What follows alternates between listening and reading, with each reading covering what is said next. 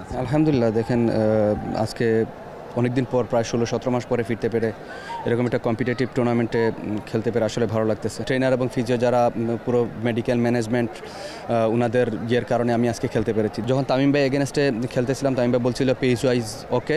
আমি সবসময় রেডি ছিলাম প্রথম থেকেই যে আমাকে যখনই খেলানো হয় না কেন আমি আমার 100% দিয়ে চেষ্টা করব। ফরচুন বরিশালের আরও এক দারুণ জয়। তবে এই ম্যাচে বিপিএলে প্রথমবারের মতো মাঠে নামলেন এবারের আসলে এবাদত আসলে লম্বা সময় পরে আপনি মাঠে ফিরলেন। এনসিএল খেলেছেন, তারপরও বিপিএলে এবার আজকেই প্রথম ম্যাচ খেলেন, কেমন লাগছে বিপিএলে? আলহামদুলিল্লাহ দেখেন আজকে অনেকদিন পর প্রায় ১৬-১৭ মাস পরে ফিরতে পেরে এরকম একটা কম্পিটিটিভ টুর্নামেন্টে খেলতে পেরে আসলে ভালো লাগতেছে। সবচেয়ে বড় জিনিস হচ্ছে বিপিএলের প্রথম দিকে আমাদের টিমের কম্বিনেশনের কারণে সুযোগ পাইনি তেমন। তো আজকে যেহেতু সুযোগ পেয়েছি আলহামদুলিল্লাহ ভালোটা করার চেষ্টা করেছি। এর আগে যখন এনসিএলে খেলেছেন আসলে মাঝে তো বড় একটা গ্যাপ ছিল, ওই সময়টা আসলে আপনাকে রোজই আসলে মিরপুরে দেখা যেত নিজের মতো করে কাজ করছেন।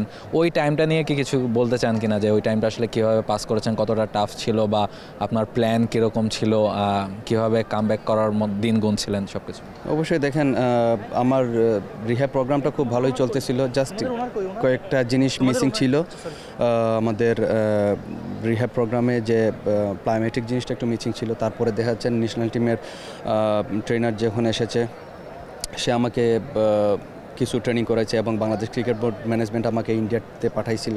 তো যে জিনিসটা হচ্ছে আমার লাস্ট এফোর্ট যেটা ছিল, যেটা বাকি ছিল, এটার কারণেই দেখা যাচ্ছে আমাদের ট্রেনার এবং ফিজিওর যে এফোর্টটা ওরা আমাকে দিয়েছে। তো এটা আসলে তাদেরই অবদান। আমার কাছে মনে হয় ওরাও এই ক্রেডিটটা কিছুটা পেতে পারে, অবশ্যই পুরোটাই পেতে পারে, কারণ ট্রেনার এবং ফিজিও যারা পুরো মেডিকেল ম্যানেজমেন্ট ওনাদের ইয়ের কারণে আমি আজকে খেলতে পেরেছি। যে জিনিসটা হচ্ছে লাস্ট এনসিএল টি20-র পরে আমার যে প্রোগ্রাম গিয়েছিল নাথান, ওই প্রোগ্রামটা আমি ফলো করেছি। আসলে লাস্টের এফোর্টটা খুবই ইম্পর্ট্যান্ট ছিল আমার জন্য, কারণ কি এরকম একটা লম্বা সময় ইনজুরির পরে আপনি যদি রিহ্যাবটা যদি না হয় প্রপারলি, তখন কি যে জিনিসটা আমার এজ এ ফাস্ট বল আমার পেসটাও ড্রপ করবে। তো আলহামদুলিল্লাহ আজকে পেসটা অনেক ভালো ছিল এবং টিমমেট সবাই খুব অ্যাপ্রিসিয়েট করেছে এটার জন্য।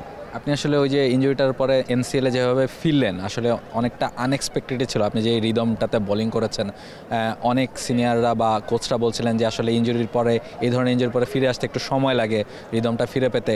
আপনার মধ্যে কি এই কনফিডেন্সটা ছিল যে না, আমি এনসিএলে গেলে আসলে ওই রিদমটাতে ব্যাক করতে পারবো? সত্যি কথা বলতে কি, আমি যখন বোলিং করতে শুরু করেছিলাম তখন আস্তে আস্তে আমার কনফিডেন্সটা বিল্ড আপ হচ্ছিল। তো এমন একটা সময় এনসিএল 4 ডে ম্যাচও খেলেছি 2টা এবং 5টা টি20 ম্যাচও খেলেছি এনসিএল।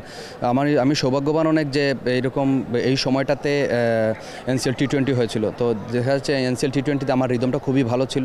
যখন তামিম ভাই এগেনস্টে খেলতেছিলাম, তামিম ভাই বলছিল পেস ওয়াইজ ওকে। সো যে জিনিসটা হচ্ছে তখন তারপরে এনসিএল টি20-র পরে যখন বিপিএলে ঢুকলাম, আস্তে আস্তে এই কিছুদিন আমি আমার অ্যাকুরেসি এবং স্লোয়ার বল যে ডিফারেন্ট স্কিল যেগুলো আছে ওগুলো ডেভেলপ করা ট্রাই করছি। তবে আলহামদুলিল্লাহ আজকে প্রথম থেকে আমার রিদমটা খুবই ভালো ছিল, সবাই অ্যাপ্রিসিয়েট করতেছে। মুশি ভাই প্রথম থেকে যখন বলতেছিল যে রিদম ওয়াইজ খুবই ভালো এবং যে জায়গাটা আমি বল করতেছিলাম এটা অনেক অ্যাপ্রিসিয়েট করতেছে সবাই।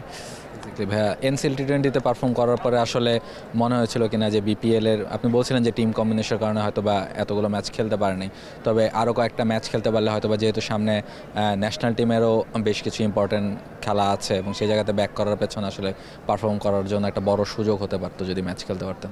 অবশ্যই দেখেন এটা সম্পূর্ণ ম্যানেজমেন্টের ব্যাপার।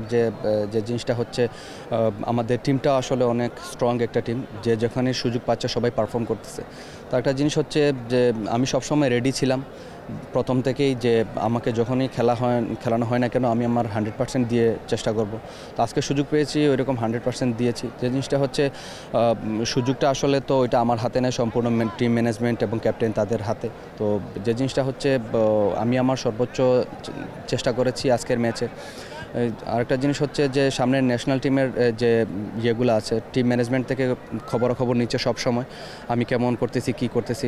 তাছাড়া এখানে টিমের ম্যানেজমেন্টে যারা আছে কয়েকজন আমাদের টিমেও আছে। তো সবচেয়ে বড় জিনিস হচ্ছে ওনাদের চোখের সামনে আছে, এটা হচ্ছে সবচেয়ে ইম্পর্টেন্ট এবং আমি আমার রিদমে ব্যাক করতে পেরেছি, এটাও আলহামদুলিল্লাহ। লাস্ট কোশ্চেন, টিমের কি অবস্থা দেখছেন? আপনারা অলরেডি 8টা ম্যাচ জিতেছেন, আসলে রংপুরের আপনাদের পয়েন্টও সেম হয়ে গেছে এই ম্যাচটা জেতার পরে। টিম নিয়ে আপনারা কতখানি স্যাটিসফাইড, কত দূরে চোখ রাখছেন? অবশ্যই দেখেন আমাদের গোলটা হচ্ছে চ্যাম্পিয়ন। আমরা প্রথম থেকে আমাদের গোল আমরা ওভাবেই সেট করেছি যে আমরা চ্যাম্পিয়ন হব। আর অ্যাকচুয়ালি আমাদের টিমের অ্যাটিটিউড সবারই এরকম চ্যাম্পিয়নের মতো। তো আমরা যেভাবে আগাচ্ছি আলহামদুলিল্লাহ আজকে এই ম্যাচটা জেতার পর আমার কাছে মনে হয় পয়েন্ট টেবিলে আমরাই শীর্ষে এখন। তো এইটাই আমরা চেষ্টা করতেছি আমরা সবাই মিলে যে এই টিমটা কীভাবে চ্যাম্পিয়ন করা যায় এবং টিমের এনভায়রনমেন্ট অনেক ভালো আলহামদুলিল্লাহ। Thank you so much, thank you, best of luck. এবার ছিলেন আমাদের সাথে, তিনি জানাচ্ছিলেন যে আসলে দলের পরিস্থিতি এবং প্রায় 16-17 মাস পরে তার যে কামব্যাকের বলবো এরকম একটা ইনজুরি থেকে ফিরে এসে তিনি এনসিএলে যেভাবে বোলিং করেছেন এনসিএল টি20-তে, এরপরে ফরচুন বরিশালের দলে আসলে কম্বিনেশনের কারণে হয়তো বা তিনি প্রথম দিক থেকে ম্যাচগুলো খেলতে পারেননি, তবে আজকে প্রথম বিপিএলে মাঠে নামলেন এবং বেশ ভালো রিদমেই তিনি কিন্তু বোলিংটা করতে পেরেছেন। ফলে তার এই ফেরাটা আসলে শুধু বরিশালের জন্য না, বাংলাদেশের ক্রিকেটের জন্য খুব বেশি ইম্পর্টেন্ট, কারণ এবাদতের মতো একজন পেসারকে নিশ্চয়ই বাংলাদেশ দলও দীর্ঘদিন ধরে মিস করছে। এবাদত দ্রুতই হয়তো বা ন্যাশনাল টিমে কামব্যাক করবেন।